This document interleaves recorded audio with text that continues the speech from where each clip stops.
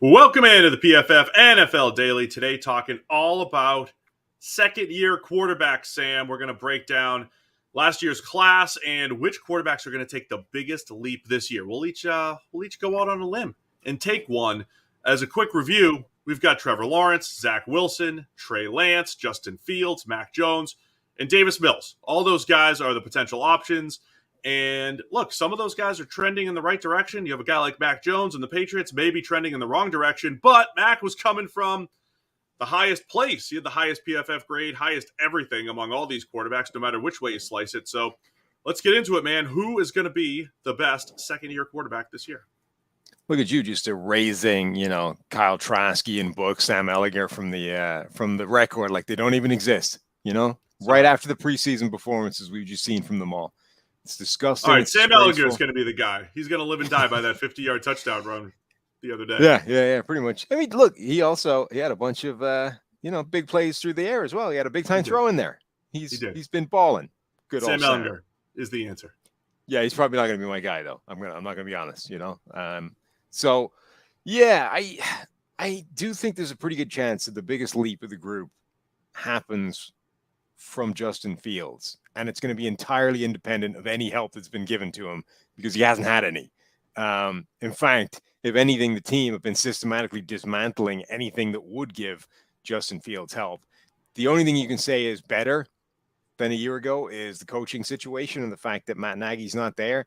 And as much as I think that's overblown in certain places, I think it's a factor, not because Matt Nagy is a bad coach or because he doesn't know what he's doing, but because I think he got lost in the woods late in the whole tenure and just couldn't find his way back to what made the offense good in the first place. I think he got lost during the Trubisky era and then either didn't want Justin Fields to be the answer or wasn't prepared to do everything he could to help him out. And the whole thing just didn't work. So just removing that and going to a different coach, the change I think will be beneficial for Justin Fields. But also the stuff that Fields struggled with last year was typical rookie, young quarterback learning curve kind of stuff. It was holding onto the ball too long. It was generally taking too long to work through your process. And that does tend to speed up, years 1, 2, 3, et cetera, et cetera. And as much as it was a problem, it wasn't as catastrophic as it was for Zach Wilson, say, in New York. And we saw an awful lot more good to offset that, even in the rookie season. So I think with a year in the NFL, a year adjusting to the speed, the process that everything needs to work at this level, and what we've seen so far from Fields in the preseason, I think he might actually look pretty good despite the Bears being pretty bad.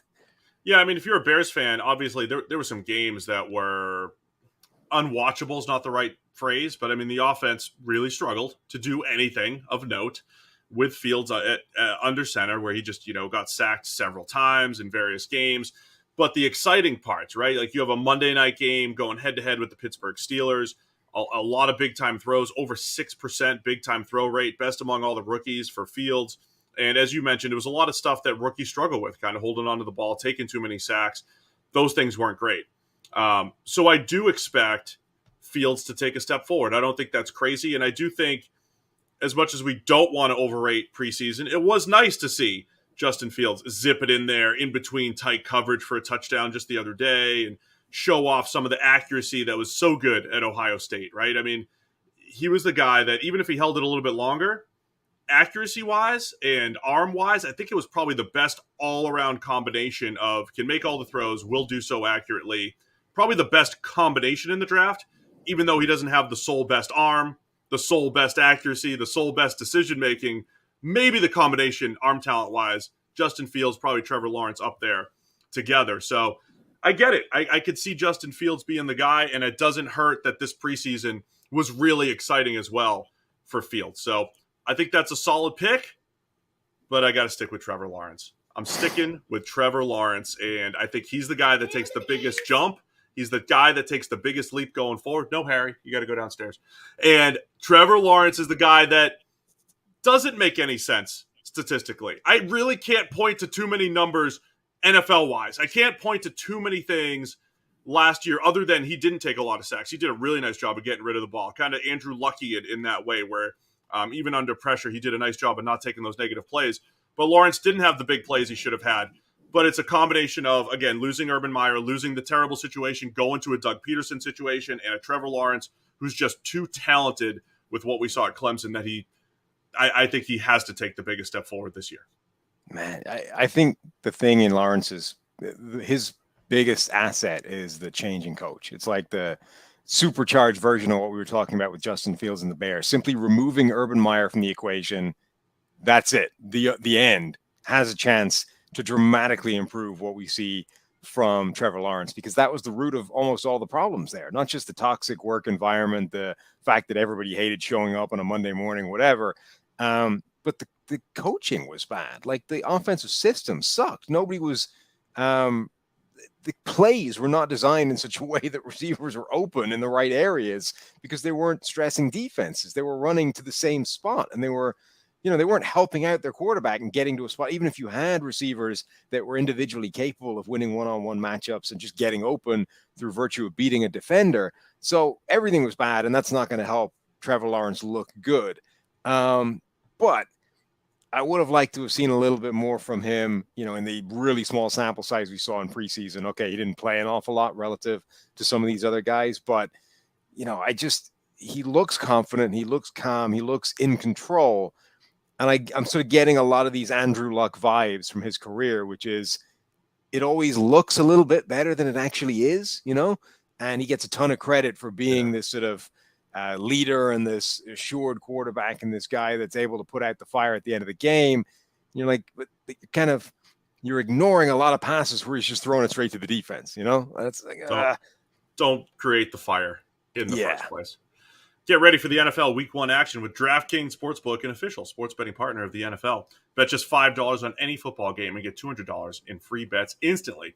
And now everyone can experience the thrill of DraftKings early win promotion. You get up 7 and you win. Bet on any NFL team of your choice. And if your team leads by 7 points at any point during the game, you get paid instantly, even if your team loses. DraftKings is safe, secure, and reliable. Best of all, you can deposit and withdraw your cash whenever you want. Download the DraftKings Sportsbook app now. Use promo code PFF to get $200 in free bets instantly when you place a $5 bet on any football game. It's code PFF only at DraftKings Sportsbook. 21 plus in most eligible states, but age varies by jurisdiction. Eligibility restrictions apply. See DraftKings.com/sportsbook for terms and resources. Gambling problem? Call 1-800-GAMBLER. Minimum $5 deposit and wager. $200 issued as 8 $25 free bets. So I'm going with Trevor Lawrence as the guy. I think the talent, the new situation will be the thing. And look, he had hold the ball issues too. 2.84 seconds. His start to finish, it's not that far off from where Justin Fields was. I need to see Trevor Lawrence work a little bit faster. But once again, it was a skill set that he had at Clemson. Once he had mastery of that offense, I think he's got it in him. The guy that I think will take the biggest leap statistically, though, is Trey Lance. I mean, Trey Lance, if we go back to draft time, we said Trey Lance is being drafted into the best situation. So we didn't get to see it last year, but he's still in the best situation, has Kyle Shanahan, the play caller, and has all those incredible playmakers with the Niners. So Trey Lance could actually be the answer here by the end of the year. Well, he takes a leap simply by playing. He goes from not playing to playing, which is about as big a leap as you're going to get in the NFL. In terms of how well he's going to play, though, that I think is entirely up for debate. I mean, I could easily envisage year one looking a lot like it did in the brief glimpses we saw from him as a rookie, which is, there's a lot of bad in there. There's a lot of problematic rookie mistake kind of throws and kind of plays, but he's got an incredible arm. He's got that rushing threat. He's in a great situation. The offense itself will probably be very good. The question is sort of how few mistakes can he manage to make over the course of the year. So there's not many outcomes, I think, that would surprise me with Trey Lance.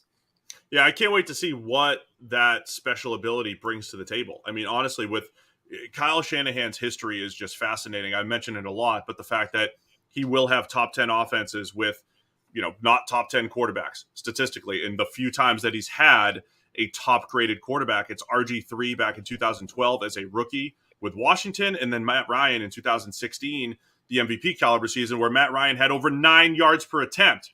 Also had Julio Jones there in Atlanta.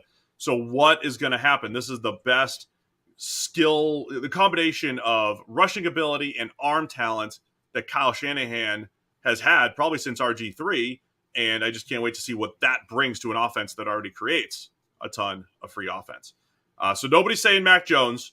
He is coming from a place that's so much higher than these other guys. Will he still be the best quarterback at the end of the day, or will these guys catch up to him this year? Fields and Lawrence, especially. Nobody's saying Mac Jones. Nobody's saying Zach Wilson, who I think we're starting to get a little bit worried about. Nobody is saying Davis Mills. Poor Davis Mills, who,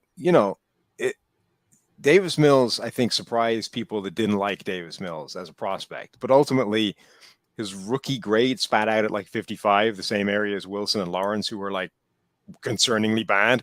In preseason this year, he had a passing grade of 50 with as many as, or 54 with as many turnover-worthy plays as big-time throws. So it's like Davis Mills feels like a guy that might continually flash a big play ability, but never actually be good. So I'm not massively buying into the idea that he takes a giant leap forward. Yeah, my money's still on Fields. I think he's got the most sort of raw talent of that entire group.